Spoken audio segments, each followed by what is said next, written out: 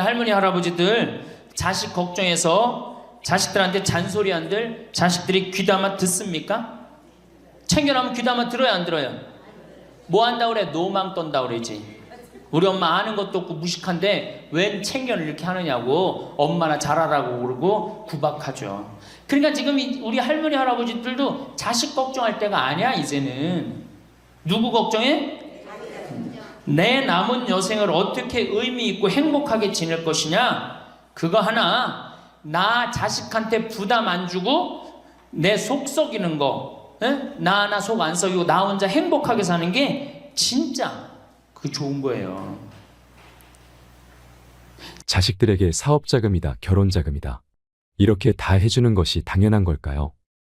내 모든 걸 다 바쳐 자식에게 다 주었을 때 자식들이 우리 부모님들께 더 잘하던가요?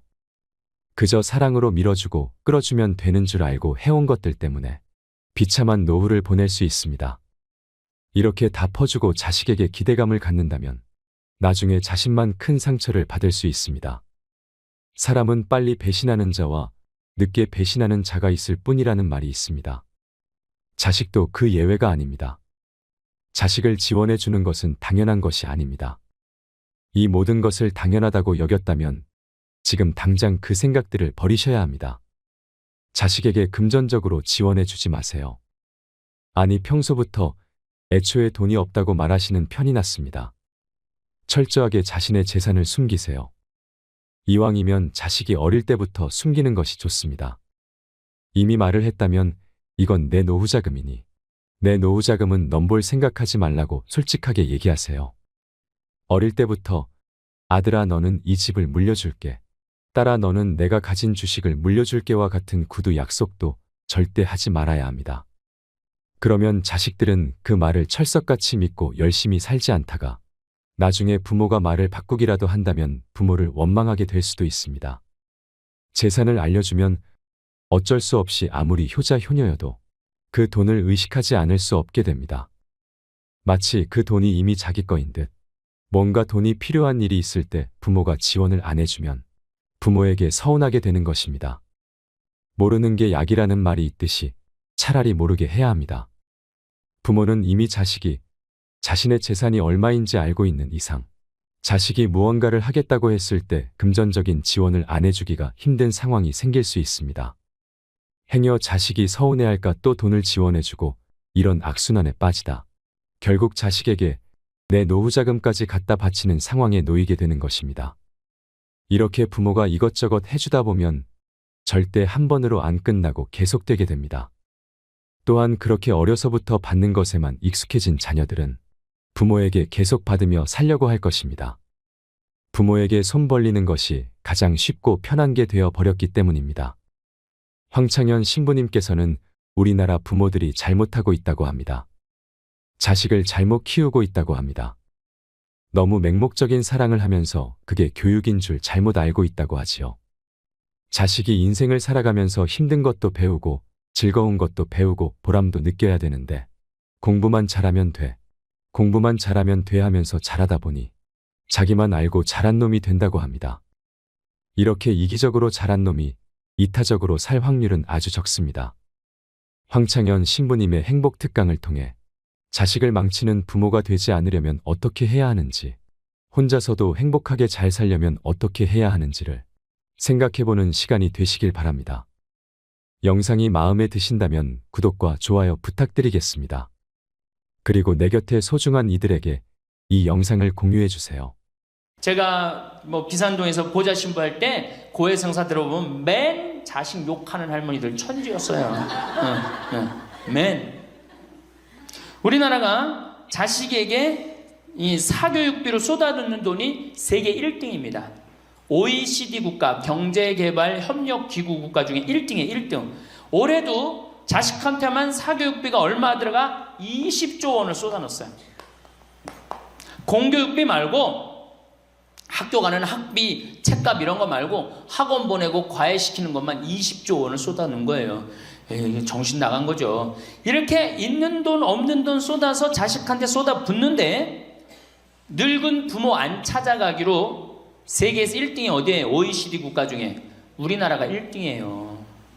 엄청나게 받았는데 그거 부모한테 되돌려줘요? 안 되돌려줘요? 되돌려주지 않아요. 이게 받아만 한 자식은요 줄 모릅니다. 받아만. 근데 우리나라 부모님들이 교육을 정말 잘못하는 게 뭐예요? 초등학교, 중학교, 고등학교, 대학교, 대학원 장가 갈 때까지 어떻게 해? 다 해줘. 자기 허리 휘는 거 모르고. 미국은요 10살이 돼 애가 10살이 되면은 동네에서 얘네들은 16살이면 운전면허증을 딸 수 있어요. 16살이면. 그럼 10살 생일 때 얘네들이 뭘 하느냐 하면은 동네에 돌아다니는 차, 자기 마음에 드는 차 있죠? 그걸 찍어요. 저 집의 아저씨 저 차는 내가 나중에 6년 후에 살 거다. 그 6년 후에 사면 우리나라는 당장에 6년 후에 누구한테 매달려? 엄마한테 사달라고 매달리잖아요. 근데 얘네들은 절대 안 그런다는 거예요. 그 차를 사기 위해서 아르바이트를 하는 거예요. 돈을 모으는 거예요. 이 미국의 대학생들은 아르바이트를 36% 하는데 우리나라 대학생들은 아르바이트를 5%밖에 안 해요. 그러니까 얘네들 6년 동안 돈을 모으는 거예요. 그러면은 자기가 그 차를 찍으면 그 차 주인은 알고 있어요. 저 아이가 내 차를 살라고 찍어 놓은 거다. 그럼 6년이 지나면 차가 꼬물될 것 같아? 안 꼬물될 것 같아? 꼬물되죠? 그래도 절대 안 판다는 거예요. 왜냐하면 찍어 놓은 아이가 있으니까. 그래갖고 6년이 지나면은 걔가 6년 동안 모아둔 돈이 얼마나 되겠어. 그래갖고 16살 때 운전면허증이 따면은 그 집에 온대요. 내가 아저씨 차 살라고 6년 동안 돈을 모았다. 근데 6년 동안 모아갖고 모자라잖아요. 근데 이미 차는 고물이 다 돼 있고, 그러면 그 아저씨가 너 잔디 앞으로 6개월 동안 깎어라. 그러면 내가 이 차를 줄 테니까. 그렇게 해서 자기 차를 구입한다는 거예요. 그러니까 걔네들은 미국의 아이들도 차 하나를 구입해도 어떻게?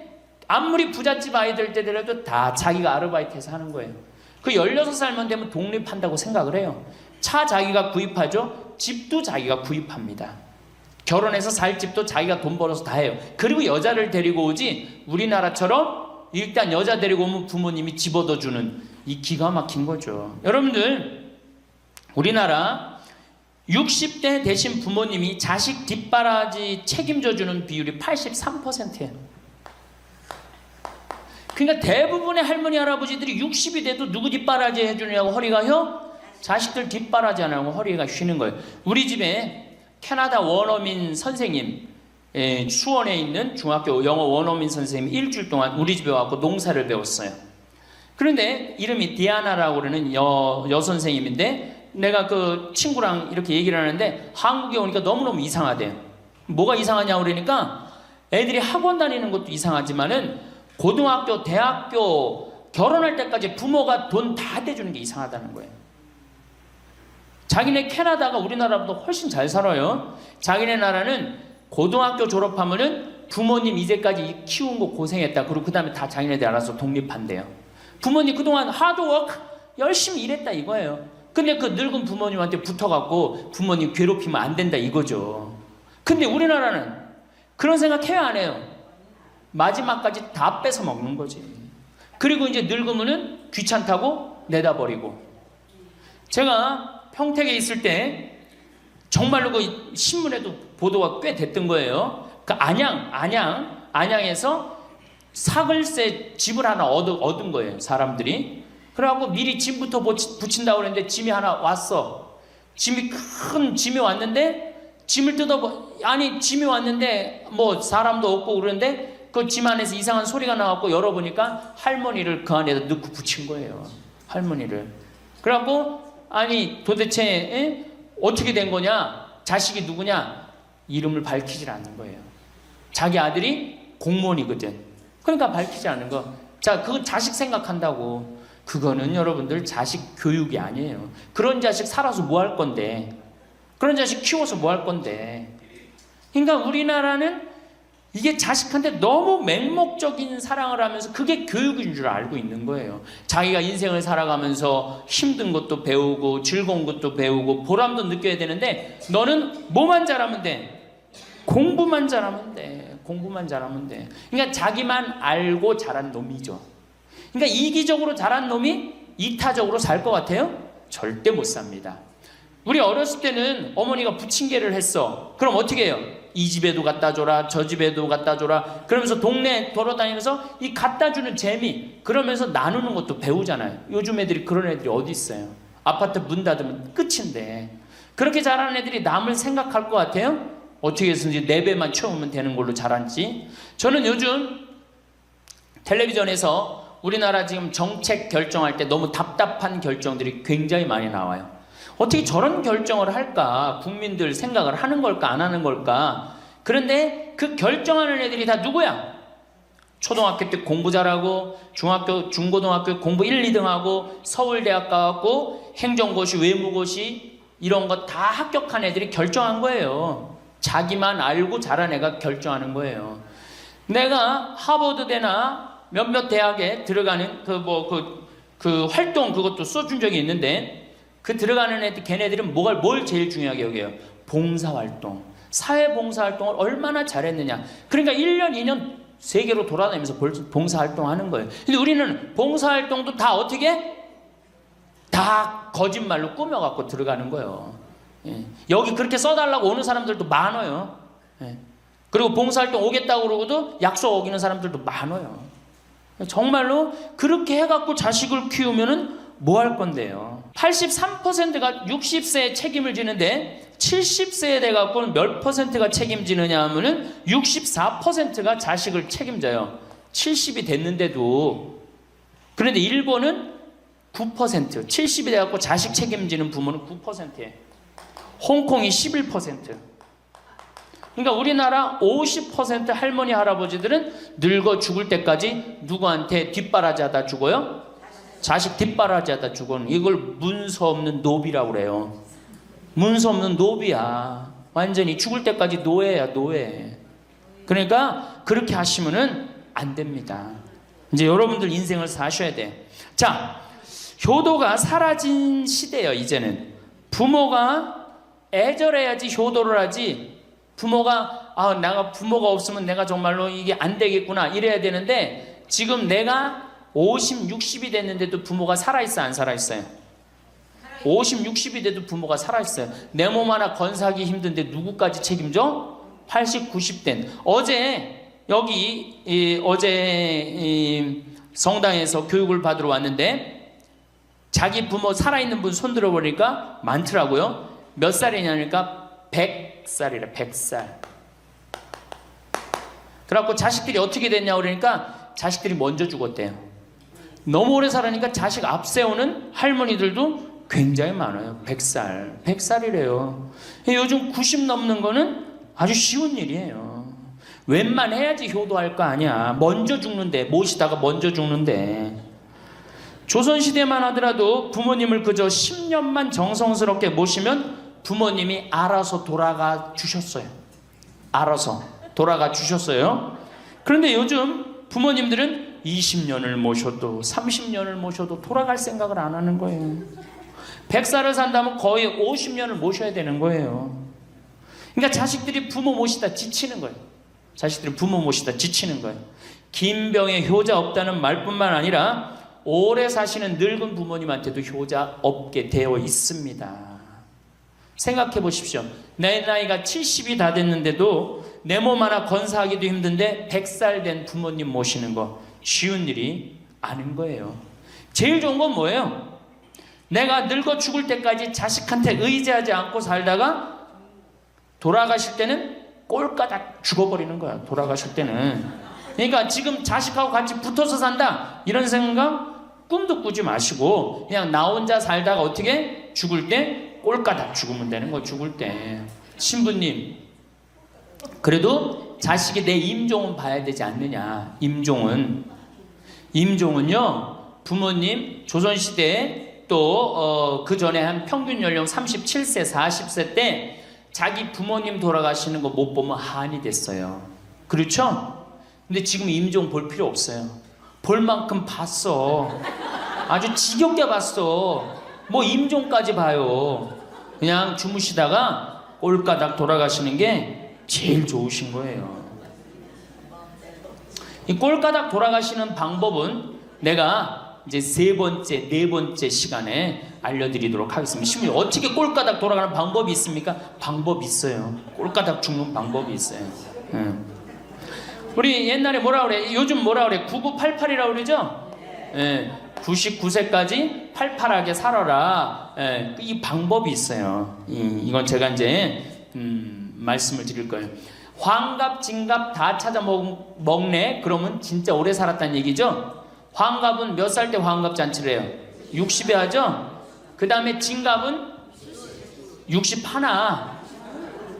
진짜 오래 살았다고 그래서 진갑이야. 61만 살아도 진짜 오래 살아. 근데 요즘은 고희 70, 그렇죠? 그 다음에 희수 77, 미수 88, 백수 99. 이거 잔치하는 사람들 천치예요, 천치.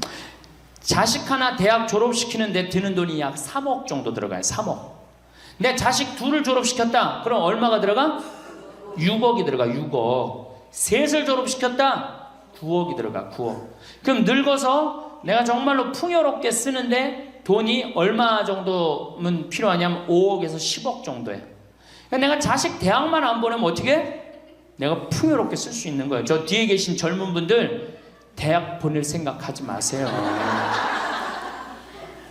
여러분, 우리나라가 고등학교 졸업해갖고 대학교 들어가는 게 83%가 고등학교 졸업하는 아이들이 대학 가요. 우리나라보다 훨씬 잘 사는 일본이 고등학교 졸업하고 대학 얼마 들어가? 50% 들어가요. 그 다음 유럽이 대학 졸업하고 30% 들어가요. 우리나라는 고등학교 졸업하면 아무나, 진짜 공부하기 싫은 놈이나 꼴통이나 문제 일으키는 놈 아니면 다 대학 가는 거야. 다 대학 가요. 일본은 할 만한 놈만 가는 거예요. 일본은. 유럽은 진짜 똑똑한 놈만 가는 거예요. 그래서 독일은 대학 졸업하면 문패에다 대학 졸업했다는 표시를 써놔요. 그만큼 대학 졸업하는 게 힘든 거예요. 근데 우리는 아무나 대학 졸업 다 해요. 아무나. 그 좋은 대학 가면 몰라. 머리는 완전히 그냥 정말로 돌머리인데 그냥 무슨 지방 제3대학, 4대학 나왔고 취직을 해요? 올해 여러분들 100명 졸업한 중에 취직 몇 명 했어? 3.8명에서 3.8명. 96명이 취직을 안 하고 놀고 있어요. 대학원 졸업했겠다. 손에 기름 묻히긴 싫겠다. 엄마 아버지 등 뜯어먹고 살고 있는 거예요. 아까 얘기했잖아. 83%가 60이 돼도 자식 책임진다고. 대학 졸업하고 취직을 해야지 자기 구실을 할 거 아니야. 차라리 대학 졸업하고 취직도 못할 양이라면 어떻게 하는 게 좋아요? 안 보내고 그 돈 모아갖고 애 가게 차려주는 게 훨씬 낫지. 아니면 그 돈 모아갖고 나 노후 대책 드는 게 훨씬 낫지.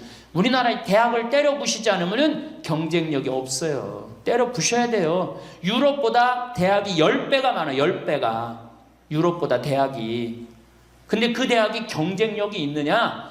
55개 국가 중에 경쟁력이 3등이에요. 우리나라 대학이. 그러니까 다 미쳐있는 거야. 내가 보기에는 다 미쳐있는 거야. 그냥 제발 좀 정신 좀 차리세요. 저 뒤에 계신 분들. 앞으로 몇 년 남아있어요? 70년 남아있어요.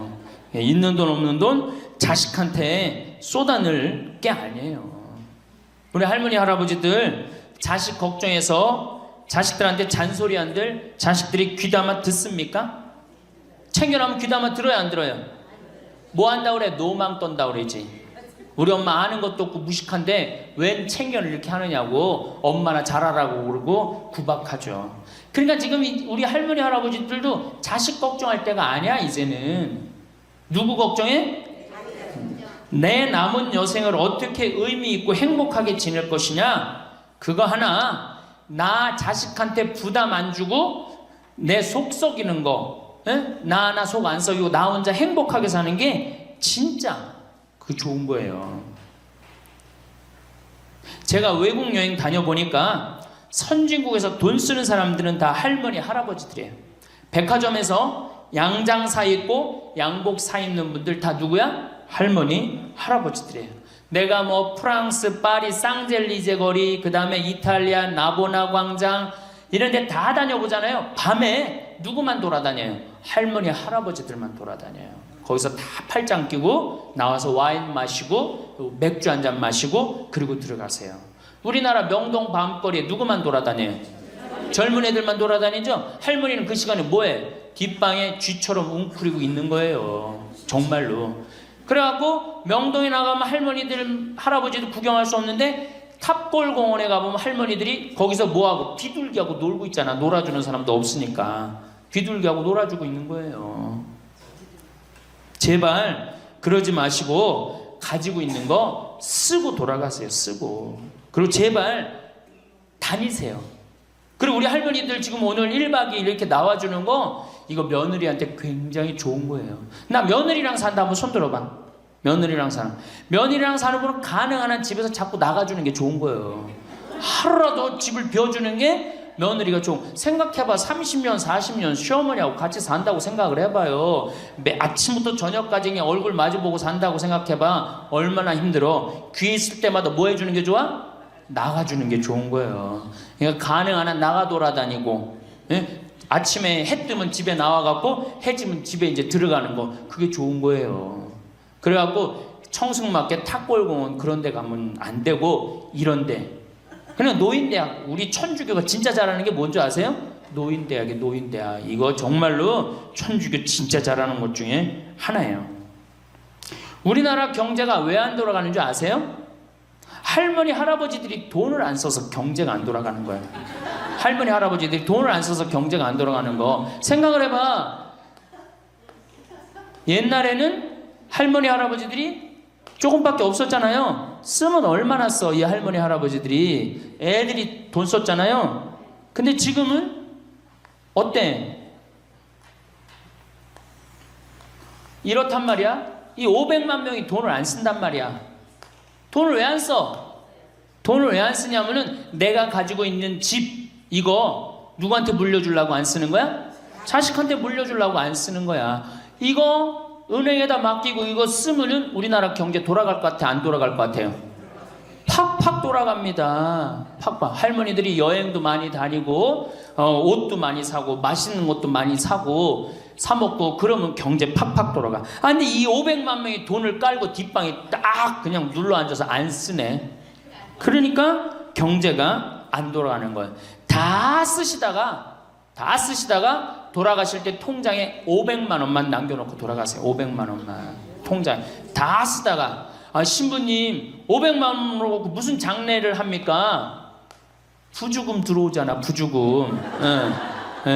이 부주금 갖고도 싸우는 사람 많아요. 네가 더 갔느냐 내가 더 갔느냐 그리고 싸우고 앉아 있다고. 세상에 부모 돌아가셨는데 부주금 갖고 그래갖고 형제끼리 싸워갖고 죽고 그러는 경우도 많아요. 얼마나 이게 우리나라가 지금 정말 불행한 거예요. 다 쓰다가 통장에 얼마만 남기고 죽어? 500만 원만 남기고 죽을 때 어떻게 죽어? 꼴까닥 죽어버리란 말이야. 다 쓰다가 통장에 500만 원만 남으면 꼴까닥 죽게 돼 있어요.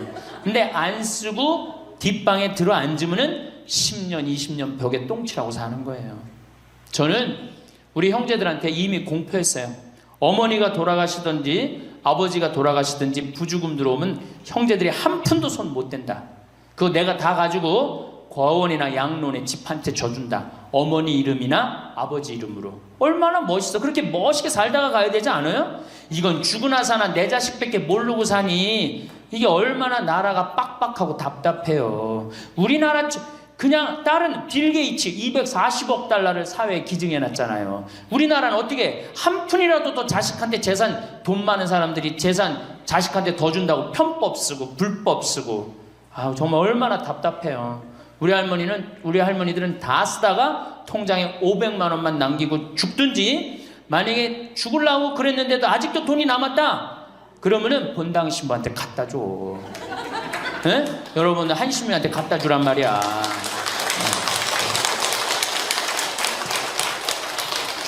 박수 치는 거 보니까 갖다 줄 의사가 있나 본데?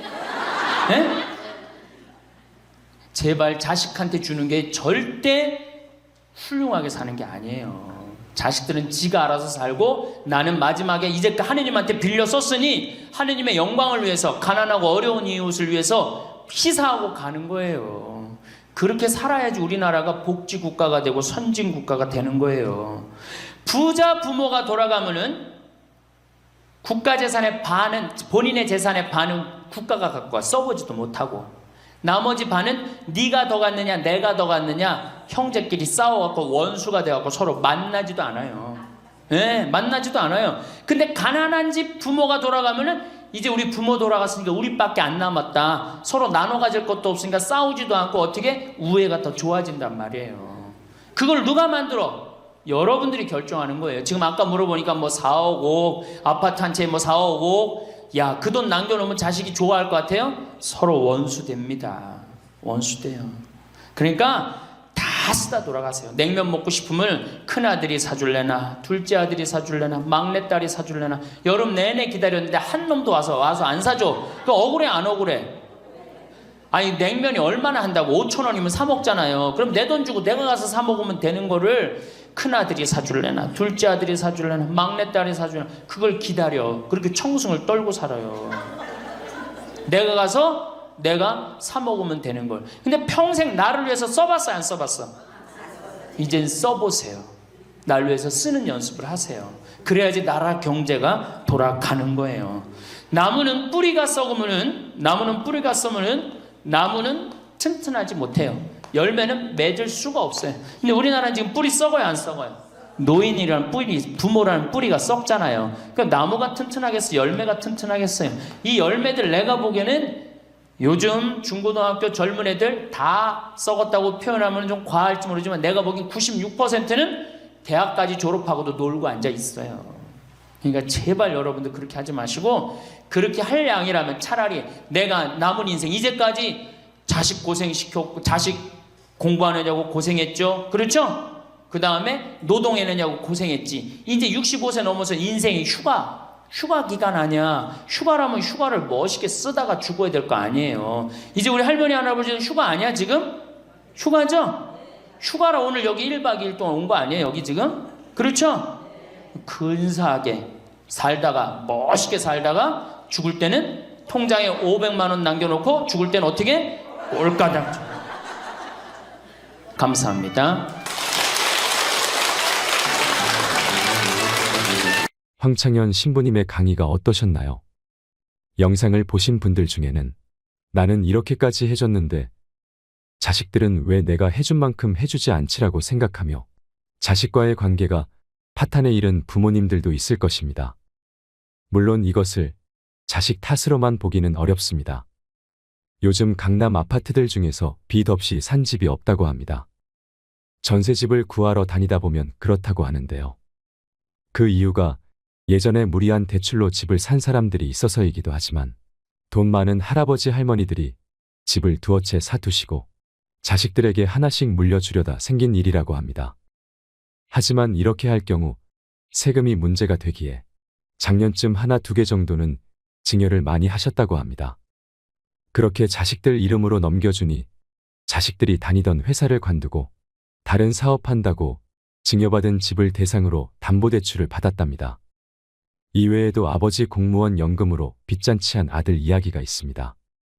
이 아들은 그 귀하디 귀한 아버지 연금을 빌리기 전에 자기가 나중에 돈을 벌어 부모를 다 모시겠다고 말했답니다. 결과는 어땠을까요? 당연히 아들은 그 약속을 지키지 않았습니다. 사람 욕심이란 게 참으로 무섭습니다. 이런 경우 말고도 내 노후 자금을 탈탈 털어 2억을 현금으로 주면서 결혼시킨 집도 있고 여러 가지 안 좋은 케이스들이 많습니다.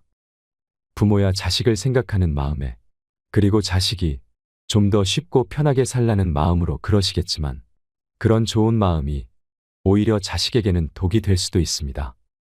그러다가 부모 자식 간에 싸움이 나기도 한답니다. 하지만 이게 한편으로는 다 부모가 자식을 경제적으로 독립시키지 못해서 생긴 일이 아닌가 싶기도 해서 답답한 마음이 들기도 합니다. 부모님들께 감히 말씀드립니다. 자식들을 향한 맹목적인 애틋한 마음은 그만 접어두시고 힘들게 산다 하더라도 너무 주지는 마세요. 돈 벌기 어려운 거 알아야 부모 돈도 어려운 줄 안답니다. 저는 이것에 100% 공감합니다. 자립심을 길러주지 않고 돈만 주게 된다면 그 돈 소중한 줄 모르고 막 쓰고 다니다가 계속 부모에게 손 벌리는 경우가 부지기수입니다. 혼자서도 행복하게 잘 살려면 우리는 다음과 같은 것들을 준비해야 합니다. 첫째로, 우리는 혼자 있을 때도 할 수 있는 취미가 필요합니다. 할 게 없으니 다른 사람에게 관심이 가고 의존하게 되는 것입니다. 할 게 있다면 오히려 내 삶을 즐기기 바빠 자식들이나 다른 사람의 연락이 귀찮아질 수도 있습니다. 그만큼 하루를 재밌게 살 수 있습니다.